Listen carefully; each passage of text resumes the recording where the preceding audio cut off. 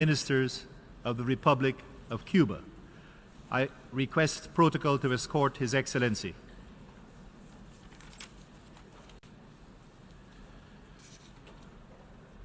On behalf of the General Assembly, I have the honor to welcome to the United Nations His Excellency Miguel Diaz-Canel Bermudez, President of the Council of State and the Council of Ministers of the Republic of Cuba, and to invite him to address the Assembly.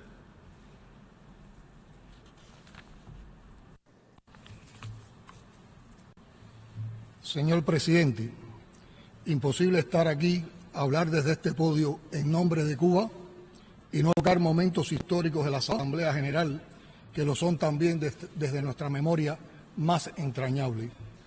Fidel Castro, Ernesto Guevara, Raúl Castro Ruz y el canciller de la dignidad, Raúl Roa, por solo citar los más trascendentes, trajeron hasta aquí no solo la voz de nuestro pueblo, sino la de otros pueblos latinoamericanos y caribeños, africanos, asiáticos, no alineados, con los que hemos compartido más de medio siglo de batalla por un orden internacional justo que aún está lejos de alcanzarse.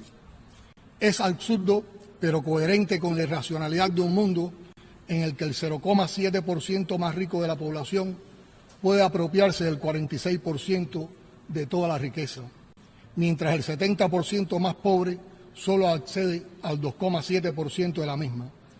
3.460 millones de seres humanos sobreviven en la pobreza, 821 millones padecen hambre, 758 millones son analfabetos y 844 millones carecen de servicios básicos de agua potable. Cifras todas, por cierto, que elaboran y manipulan habitualmente los organismos globales, pero que al parecer aún no alcanzan a movilizar suficientemente la conciencia de la llamada comunidad internacional. Señor Presidente, esas realidades no son frutos del socialismo, como el presidente de los Estados Unidos afirmó ayer en esta sala. Son consecuencia del capitalismo, especialmente del imperialismo y el neoliberalismo, del egoísmo y la exclusión que acompaña este sistema y de un paradigma económico, político, social y cultural que privilegia la acumulación de riqueza en pocas manos a costa de la explotación y miseria de las grandes mayorías. El capitalismo afianzó el colonialismo, con él nació el fascismo, el terrorismo y el apartheid. Se extendieron las guerras y conflictos, los quebrantamientos de la soberanía y la libre determinación de los pueblos, la represión de los trabajadores, las minorías, los refugiados y los migrantes. Es opuesto a la solidaridad y a la participación democrática.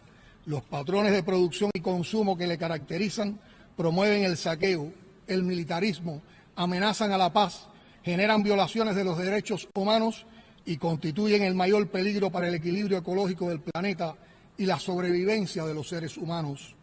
Que nadie nos engañe aduciendo que la humanidad no cuenta con recursos materiales, financieros y tecnológicos suficientes para erradicar la pobreza, el hambre, las enfermedades prevenibles y otros flagelos.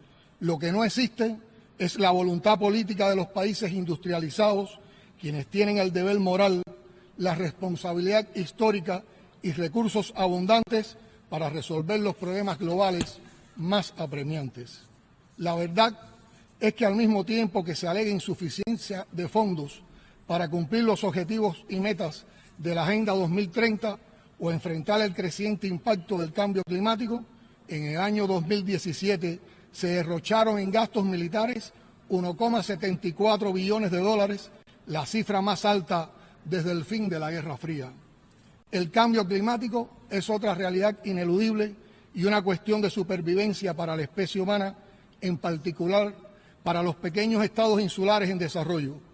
Algunos de sus efectos son ya irreversibles. La evidencia científica indica un aumento de 1,1 grados Celsius respecto al periodo preindustrial y que 9 de cada 10 personas respiran aire contaminado. Sin embargo, Estados Unidos, uno de los principales contaminantes de ayer y de hoy, rechaza acompañar a la comunidad internacional en el cumplimiento del Acuerdo de París sobre cambio climático. Compromete así la vida misma de las generaciones futuras y la supervivencia de las especies, incluida la humana.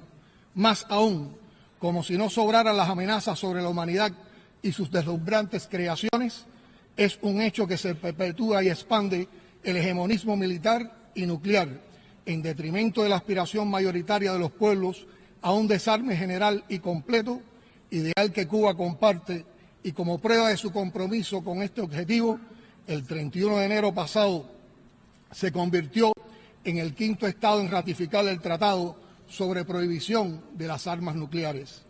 En esta institución, que nació de la voluntad de superar la destrucción dejada por una guerra terrible con el diálogo entre las naciones, no es posible callar el peligro que se cierne sobre todos con la exacerbación de conflictos locales, guerras de agresión disfrazadas de intervenciones humanitarias, derrocamiento por la fuerza de gobiernos soberanos, los denominados golpes suaves y la intervención en los asuntos internos de otros estados, formas recurrentes de actuación de algunas potencias con los más diversos pretextos.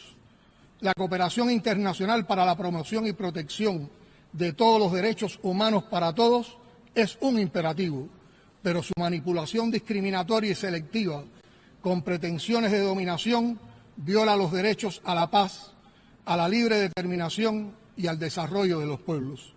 Cuba rechaza la militarización del espacio ultraterrestre y del ciberespacio, así como el empleo encubierto e ilegal de las tecnologías de la información y las comunicaciones para agredir a otros estados. El ejercicio del multilateralismo y el respeto pleno a los principios y normas del derecho internacional para avanzar hacia un mundo multipolar, democrático y equitativo son requerimientos para garantizar la convivencia pacífica, preservar la paz y seguridad internacionales y encontrar soluciones duraderas a los problemas sistémicos. Contra esa lógica, el uso de la amenaza y de la fuerza, el unilateralismo, las presiones, represalias y sanciones que caracterizan de modo cada vez más frecuente la conducta y la retórica del gobierno estadounidense y su uso abusivo del veto en el Consejo de Seguridad para imponer su agenda política, plantean enormes desafíos y amenazas dentro de las propias Naciones Unidas. ¿Por qué no acabamos de concretar el prometido fortalecimiento de la Asamblea General como principal órgano de deliberación, decisión y representación? No debe retardarse ni impedirse la reforma del Consejo de Seguridad, urgida de ajustarse a los tiempos, democratizando su composición y métodos de trabajo.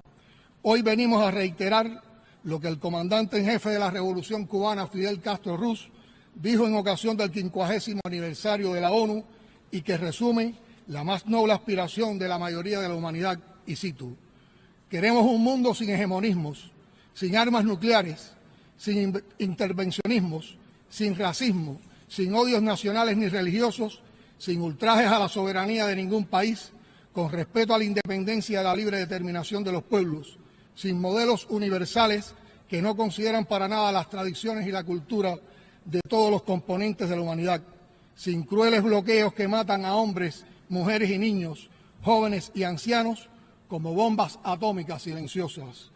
Han pasado ya más de 20 años de esa demanda y ninguno de aquellos males ha tenido cura.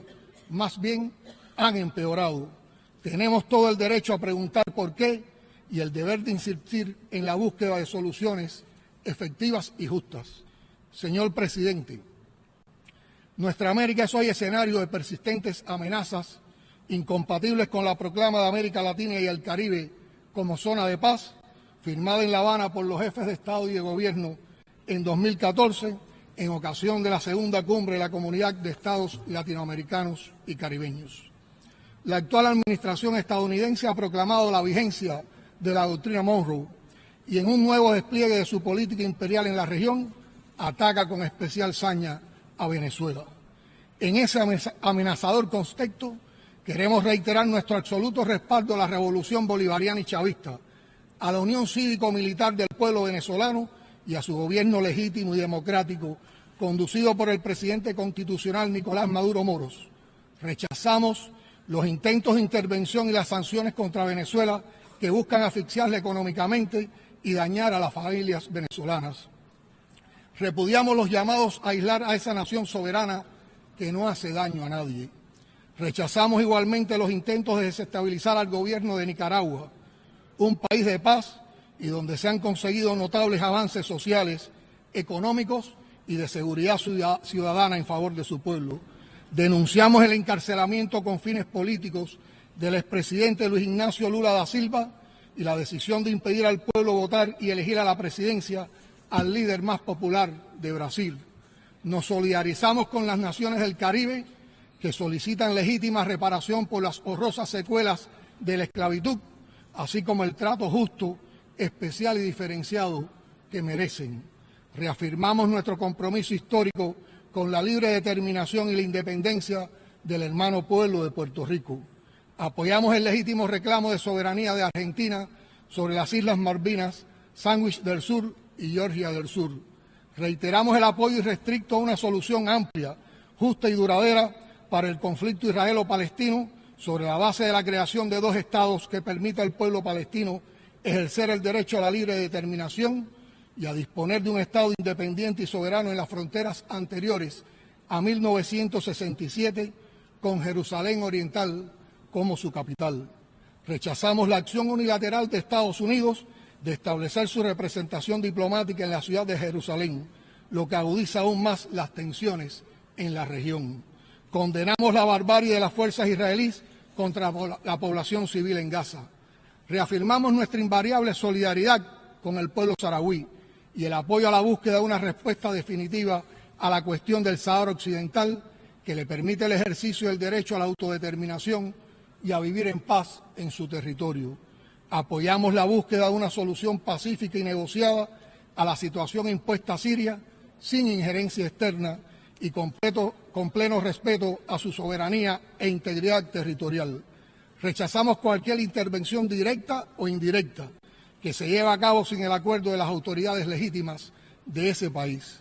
La continuada expansión de la OTAN hacia las fronteras con Rusia provoca serios peligros agravados por la imposición de sanciones arbitrarias que rechazamos. Demandamos el cumplimiento del acuerdo nuclear con la República Islámica de Irán. Damos la bienvenida al proceso de acercamiento y diálogo intercoreano que constituye la vía para el logro de una paz duradera, la reconciliación y la estabilidad de la península coreana. Al propio tiempo, condenamos enérgicamente la imposición de sanciones unilaterales e injustas contra la República Popular Democrática de Corea y la injerencia externa en los asuntos coreanos. Las violaciones de las reglas del comercio internacional y las medidas punitivas contra China, también contra la Unión Europea y otros países, tendrán dañinas consecuencias, en especial para los estados en desarrollo. Abogamos por el diálogo y la concertación, gracias a lo cual podemos informar hoy que el acuerdo de diálogo político y cooperación entre la Unión Europea y Cuba ha entrado provisionalmente en vigor y constituye una buena base para desarrollar los provechosos vínculos entre las partes.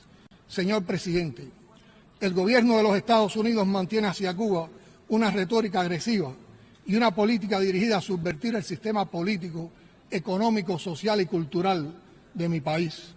Contrario a los intereses de ambos pueblos y cediendo a las presiones de sectores minoritarios, el gobierno de Estados Unidos se ha dedicado a fabricar artificialmente, con falsos pretextos, escenarios de tensión y hostilidad que a nadie benefician. Ello contrasta con el hecho de que mantenemos relaciones diplomáticas formales y programas de cooperación mutuamente beneficiosos en un grupo limitado de áreas. Entre nuestros pueblos disfrutamos de vínculos históricos y culturales cada vez más cercanos, con expresiones en las artes, el deporte, las ciencias, el medio ambiente, entre otros. Las potencialidades para una relación comercial fluida son reconocidas y un entendimiento genuino y respetuoso beneficiaría a los intereses de la región. Sin embargo, el elemento esencial y definitorio de la relación bilateral sigue siendo el bloqueo que pretende estrangular la economía cubana con el propósito de generar penuria y alterar el orden constitucional. Se trata de una política cruel que castiga a las familias cubanas y a toda la nación. Consiste en el sistema de sanciones económicos más abarcador y prolongado que se haya aplicado jamás contra país alguno. Ha constituido y sigue siendo un obstáculo fundamental al desarrollo del país y a la realización de las aspiraciones de progreso y bienestar de varias generaciones de cubanos. Como se ha dicho por tantos años en este mismo escenario, el bloqueo daña gravemente también por su agresiva aplicación extraterritorial la soberanía y los intereses de todos los países. En nombre del pueblo cubano, agradezco a esta Asamblea General por su rechazo casi unánime al bloqueo económico, comercial y financiero impuesto por Estados Unidos contra mi país. Pero la actuación del gobierno de dicho país contra Cuba va más lejos.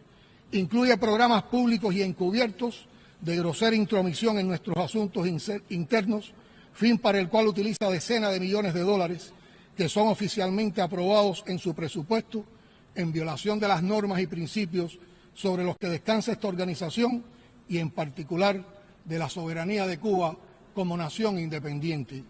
Cuba mantiene la disposición de desarrollar una relación respetuosa y civilizada con el gobierno de los Estados Unidos sobre la base de la igualdad soberana y el respeto mutuo.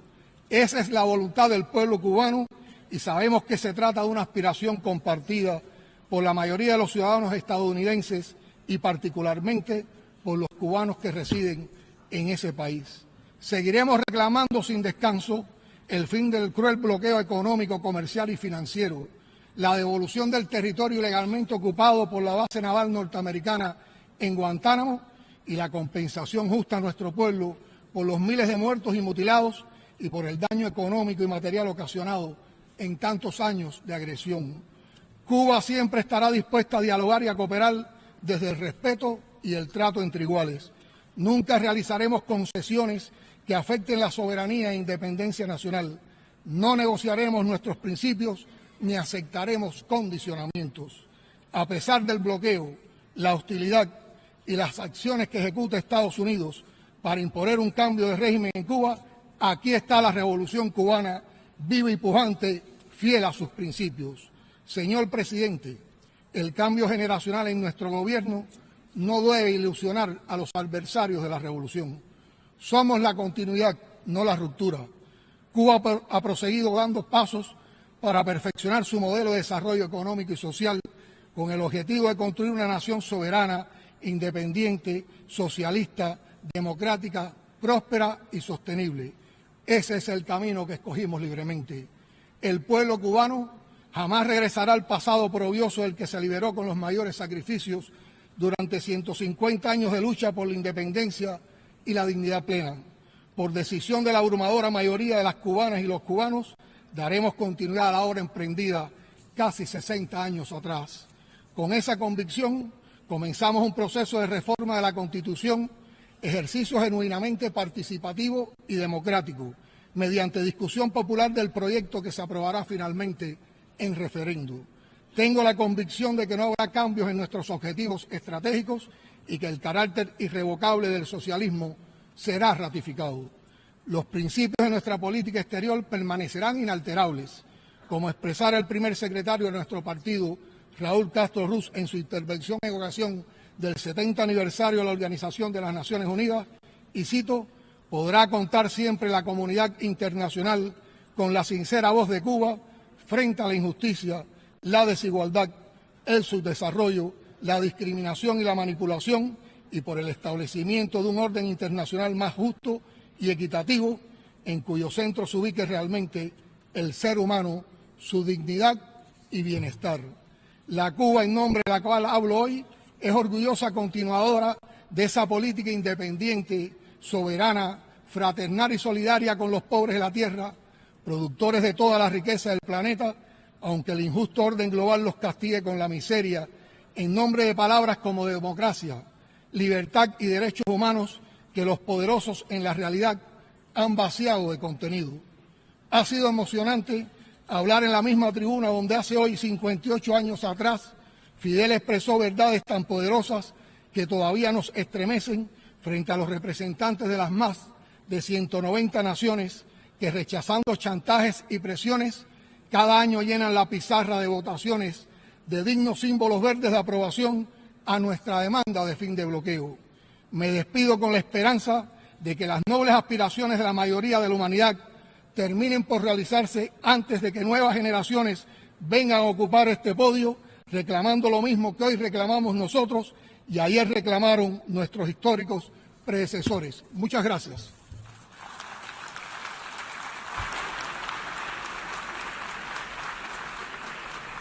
On behalf of the General Assembly, I wish to thank His Excellency Miguel Diaz-Canel Bermudez, President of the Council of State and the Council of Ministers of the Republic of Cuba, for the statement just made.